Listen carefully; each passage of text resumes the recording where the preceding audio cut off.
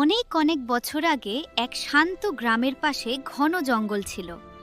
সেই গ্রামে থাকতো এক দরিদ্র কিন্তু সৎ কাঠুরে।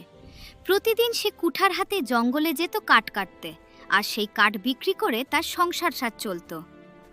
একদিন নদীর ধারে কাঠ কাটতে কাটতে হঠাৎ তার হাত থেকে কুঠারটি পিছলে গভীর পানিতে পড়ে গেল। কাঠুরে খুব দুঃখ পেল। কুঠার ছাড়া তার কাজ চলবে না, আর নতুন কুঠার কেনার টাকাও তার ছিল না। সে নদীর ধারে বসে কাঁদতে লাগলো।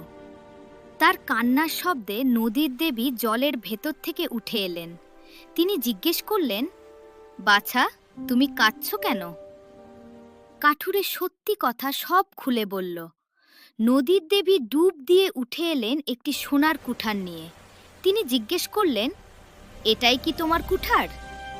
কাঠুরে বলল, না দেবী, আমার কুঠার লোহার ছিল। এরপর দেবী আবার ডুব দিয়ে তুলে আনলেন একটি রূপার কুঠার। এটা কি তোমার? না দেবী, কাঠুরে শান্তভাবে বলল। শেষে দেবী একটি লোহার কুঠার নিয়ে এলেন।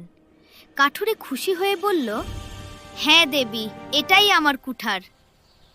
কাঠুরের সততায় খুশি হয়ে নদীর দেবী তাকে 3টি কুঠারই উপহার দিলেন। সেদিন কাঠুরে বুঝতে পারল, সততাই মানুষের সবচেয়ে বড় সম্পদ। নীতি: সততাই সর্বশ্রেষ্ঠ গুণ।